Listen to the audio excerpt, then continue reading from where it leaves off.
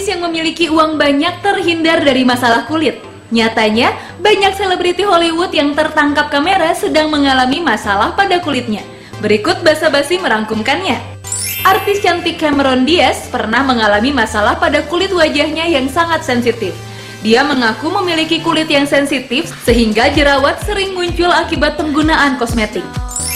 Siapa sangka kebiasaan buruk Britney Spears berdampak buruk pada kulitnya. Karena kebiasaannya merokok dan mengkonsumsi alkohol, itu berdampak pada kulit wajahnya menjadi rusak dan mengalami bercak merah.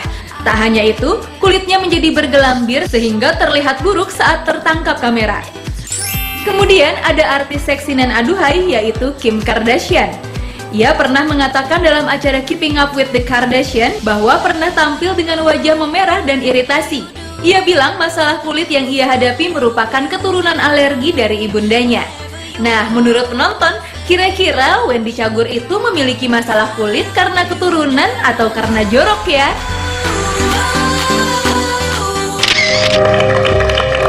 Sebenarnya kalau Wendy Cagur ini itu nggak asik nih, dari Kim Kardashian tiba-tiba ke gue. Wendy Cagur, tapi lu bagus loh disandingin sama Britney Spears dan Kim Kardashian Ya, loh, tapi Bapak. kalau Kim Kardashian kan alergi turunan dari ibunya, bukan jorok. Bapak kan kutukan permanen, Pak. Tapi tadi kita sebelum ngebahas soal memiliki kulit sehat ya pemirsa ya. Jadi ternyata kulit itu juga salah satu indikator utama apakah Anda cukup nutrisi atau enggak ya? Ya. Ada yang bilang seperti itu. Tapi sekarang ngebahas masalah susu. Oke. Gosip atau fakta? Oke. Ya kita tahu susu itu ada kalsium, ya. Tapi kalsium sama vitamin D itu nggak bisa dipisahin. Kalsium akan diserap oleh tulang kalau ada vitamin D. Oke. Even kalsiumnya, kenapa ada yang bilang susu itu nggak baik? Karena apa? Karena nggak ada vitamin D yang masuk bersama kalsium, akhirnya kalsiumnya kebuang. Gitu. Ginjal bisa menjadi berat sebenarnya malah. Sama magnesium tuh sama nggak sih? Beda. Katanya perlu magnesium juga. Paling butuh untuk tulang vitamin D. Vitamin D itu paling banyak 80% itu dari matahari. Oke, berarti itu mitos dong. Jadi kalau kita cuma minum susu doang, tidak disertai dengan olahraga, Ya.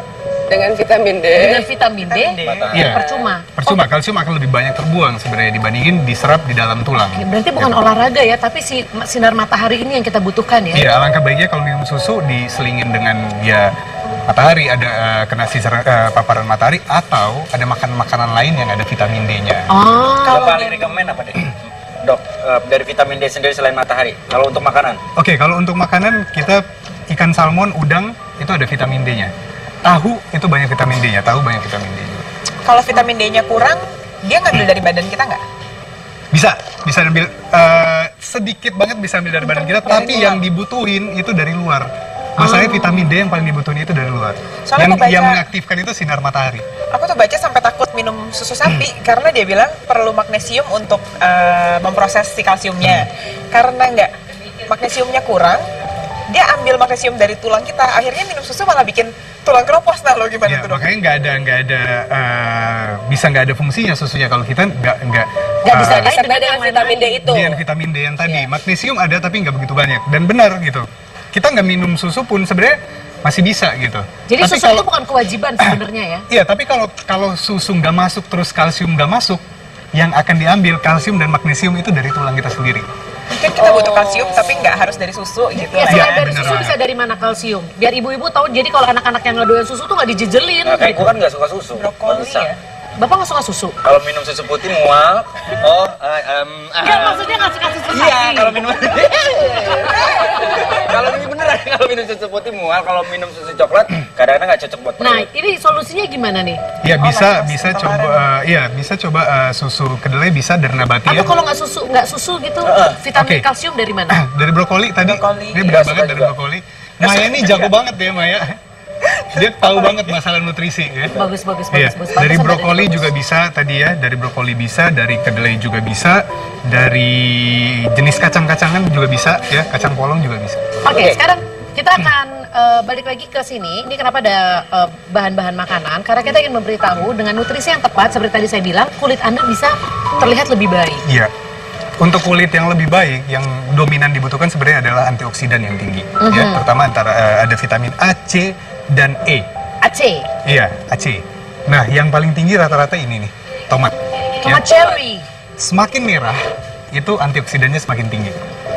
likopennya lebih tinggi gitu kalau merah, ya warna merah pada tomat. Terus buah beri, ya buah jenis beri itu banyak mengandung vitamin C, ya. Terus di sini ada juga wortel, ya wortel di sini mengandung vitamin A juga. Itu selain buat ya kalau kita sering kalau di ya di sekolahan dulu untuk mata gitu, padahal dia punya antioksidan. Vitamin A itu adalah antioksidan yang baik untuk kulit. Timun juga baik, tapi biasanya timun nih dicampur dengan tomat untuk aplikasi buat muka, jadi masker. Ya, buat masker. Untuk kulit ya. Untuk kulit. Itu. Oke, coba sekarang sambil dibikin dibantu Cilena, kita akan membuat salad namanya salad demi kecantikan. Pakai selada, Baunya. wortel, pakai timun. Coba sekarang aku tanya ya sama ibu-ibu jujur, nafsu nggak makan beginian? Gue ditawarin makanan Bagus sehat dong. aja, enggak mau gue. Warna-warni loh. Nah ini dok, ini apa yang salah sih dok di masyarakat kita dok? Masalah di kebiasaan, masalah di mindset, atau masalah di orang tua kita nih karena nggak ngebiasain kayak gini? Ini gimana untuk ngerubahnya? Iya, jadi sebenarnya ya kalau lihat ya, saya belum ada penelitian di sini, tapi kalau saya melihat kalau masalah kita adalah sebenarnya pertama adalah dirasa sih sebenarnya. Dirasa. Rasa. Lidahnya nggak cocok gitu ya. Iya. Nah, kalau misalkan nih maaf nih Lenatan sudah terbiasa dengan ya udah nggak memperhatikan nutrisi biasa aja dan segala macam, tapi tiba-tiba sadar oh anak gua nggak boleh kayak gitu. Iya. Gimana tuh? Apa udah harus dicontohin dari dia atau ya udah anaknya aja yang harus dirubah? Harus dicontohin lagi, mana bisa Pak? Cara kita sekarang mah. Iya. Kamu nggak boleh ngerokok ya, tapi mamanya begini. Iya. Harus menjadi contoh yang baik. Anaknya kan Iya. bingung. Kalau menurut dokter sendiri, Kalau saya jangan kemana-mana tetap di bahasa-bahasa.